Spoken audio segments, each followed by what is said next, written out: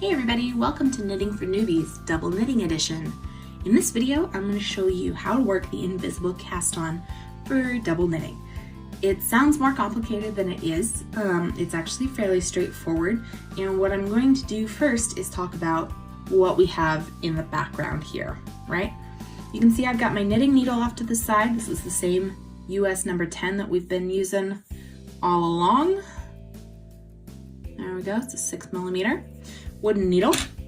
Use whatever you like, of course. I got my same 2 yarns I've been using all along too. Medium, worsted weight, Vantage Choice. 2 contrasting colors, which is what you want. Then I also have a sample chart that I've done specifically for this video. I will have a digital version of this available to you so that you can print it off and work on it on your own. And one of the things I do recommend is that you have some sort of pen or marker or something in a contrasting color so you can cross off your rows as you go. Okay? We don't quite need this yet. I will come back to this in a minute. But first thing I want to do is show you what the invisible cast on looks like. It is absolutely gorgeous. You are going to love it. Let me grab, this is my A for Avengers square, right? Very, very pretty. You can see along the bottom edge here, this is our cast on row. It creates this really seamless join of white against red. Really even divide of the 2 sides. If we flip this over, you can see the same thing just in reverse. So it's really, really pretty. And actually, if we fold this down just a smidge and flatten it, it just looks like they were knitted together, right? So it's a really, really pretty join. And because we're going to be joining these squares together, I wanted to have a method of casting on and of binding off later. We'll show you that. But I wanted to have a method of casting on and binding off that allowed for a really seamless join color-wise. You know, I didn't want to have colors everywhere making a mess. So what I mean by that is, check out my very first square, Q for Quidditch. Check out that bind, or that cast on, right? So it's very pretty in its own right, but it doesn't, you know, it just alternates the colors along the bottom here. It doesn't have that nice even divide. You can compare them and see. If this is the edge you like, this is really, really easy. It's basically the exact same technique as the really easy cast on that I showed you earlier in the Knitting for Newbies videos, way at the beginning of the series, but it's just using 2 different colors of yarn and you're just alternating which ones you're casting on. So it's actually really simple, it's the same concept. But if you want to do the invisible cast on like I am, I'm gonna show you how to do that in this video. I'm gonna move these aside now. And I'm gonna grab my yarn. So the very first thing we have to do is get the yarn onto the needle. You're only gonna use 1 needle for this particular method of casting on, just like our really easy cast on that we did before. I'm gonna leave kind of a long-ish tail, maybe 8 inches or so, 8 to 10 inches. I'm just making a slip knot.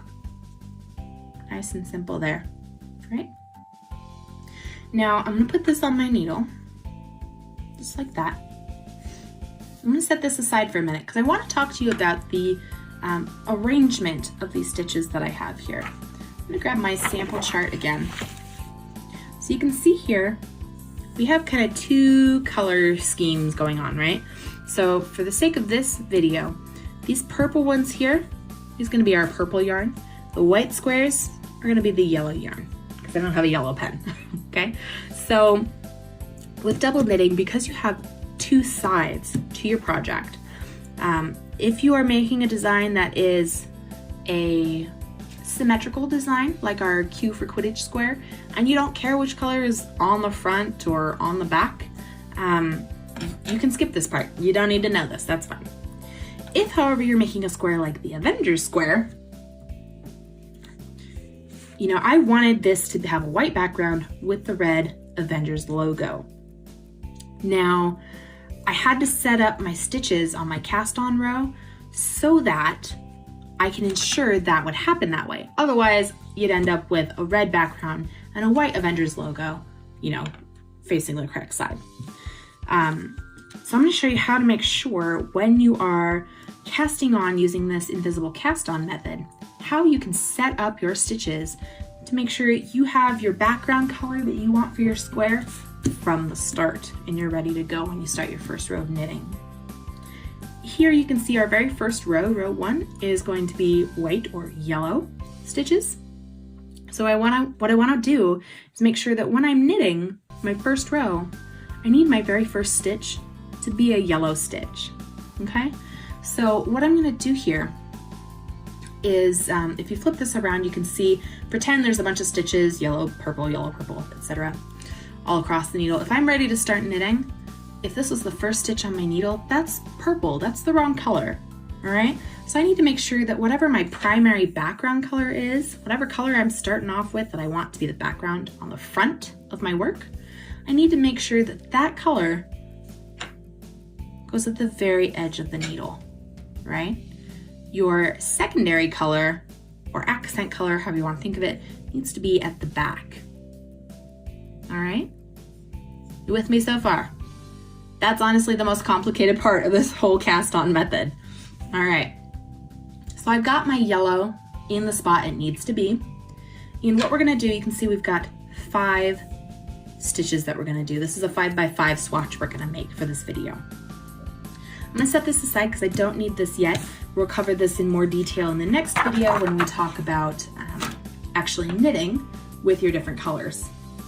But for now, I'm gonna show you how to do the cast on. All right, so what I need, just checking something here.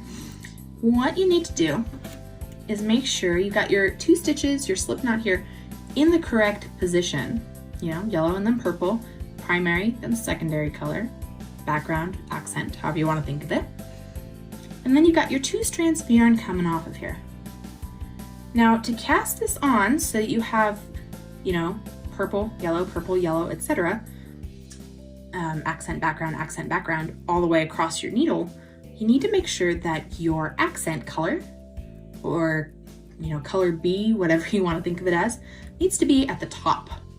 Your background color, your primary color, needs to be at the bottom, color A, okay? And I find it helpful. I'm fairly new to this technique. I've only done it maybe 7 or 8 times now, but I do have the steps written down, right? And I have them off to the side here, and I'm literally just gonna read them off to you as I show you how to do this. I will provide these written instructions for you so that you can do the same thing. They'll be on the same page as that sample square, so that when you print that off, you're ready to just dive in, okay? So again, we have our primary color on the bottom. This is our background color. And we have our accent color or secondary color in the back, or on the top, however you want to think of that. Now, we're gonna hold our yarn kind of how we did, well, it's not really like how we did with the really easy cast on, but basically you're gonna split these 2 colors off and insert your index finger and your thumb through the opening. I'm using my 3 fingers down underneath here to hold those yarns in place. All right, so you're just gonna kind of pry them open like that. Move this off to the side here. Okay, and I'm holding my tail and my yarns off to the side as well. Now, you're basically just gonna repeat a series of steps to do this invisible cast on. There are 8 steps total. I like to split them up into groups of 4, so kind of 2 main steps, if you will. To start, we're going to take our needle in our right hand, and we're gonna point it down the front piece of yarn. We're gonna bring it back up the center, hooking that yarn, and then we're going to go down around the back and then come up all the way in the front. It's kind of twisting the yarn around, and that gets us a purple stitch onto our needle. So that's the first set of 4. I'll show you that again. All right, so you go down the front, up the center, down the back, and up the front. That's your first big step. The second big step, or the next set of 4 little steps, if you will, is to go down the back, up the front, down the center, and up the back. I'll show you that again. All right, so down the back, up the front, down the center, and up the back. So that gives us 2 more stitches on our needle in the same alternating pattern. Purple, yellow, accent, background, etc. And you just keep repeating that until you have the correct number of stitches on your needle. I'm gonna set this down for a second and we'll look at our chart again. But you can see we have, this is a 5x5 sample swatch, right? But because we're working with 2 yarns and we're making this essentially double-sided, hence the name double knitting, we actually need to have 10 stitches on our needle for this first row. Basically what'll happen is you'll have 1 stitch in the front and 1 stitch in the back, kind of opposite of each other. So you'll have 2, 4, 6, 8, 10. In my patterns, I will indicate how many stitches you're supposed to use. There will be written instructions to go with these patterns. I'll explain more about those later. They'll be a little tricky, but for this video, remember just you're doubling the number of blocks on your graph in the first row. That's twice the number of blocks. That's how many stitches you need, okay? So we know we need 10. We have on our needle right now, it looks like 4, but remember how in the very easy cast on video that we did at the beginning of Knitting for Newbies, remember how the slip knot didn't count? We slide that off the end when we're done casting on. Same concept applies. We're not going to count these first 2 stitches. We're only going to count starting here, okay? So it looks like we have 4, but we really only have 2. Ignore the slip knot. We need 10, so that means we need to do 8 more stitches. So we're going to repeat these 2 sets of steps 4 more times to get 8 more stitches. All right? So we'll start with the next one here. Again, repeating, go down the front, up the center, down the back, and up the front. Next, go down the back, up the front, down the center, and up the back. So that gives us 4 whole stitches, or 2 blocks worth. Keep going, down the front, up the center, down the back, up the front. Next, down the back, up the front, down the center, up the back. You can see I kind of use my fingers to manipulate the position of the yarn versus the needle. Down the front and up the center, down the back, up the front, down the back, up the front, down the center, up the back. So that leaves us with, let's count, 1, 2, 3, 4, 5, 6, 7, 8. We need 2 more, so we're just going to repeat those set of instructions another time. Down the front, up the center, down the back, up the front, down the back, up the front, down the center, up the back. There we go, and we are ready to start knitting our very first row. Now you can see here, this one here wants to escape, right? So be careful when you're casting on. I would not recommend doing a double knitting project and setting it down and walking away from it without having started at least a few stitches of the next row after you cast on. What that'll do is lock this in place and keep it from twisting and coming off of the needle, all right? So we'll do one last count. I'll show you how I like to count. Sometimes I count in pairs and sometimes I count just in whole stitches. So we've got 1, 2, 3, 4, 5, 6, 7, 8, 9, 10. Or if you're counting in pairs, we'll just count the yellows.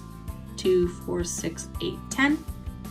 Or you can also count by blocks on your graph, which is helpful if you're working on a really complicated or large graph.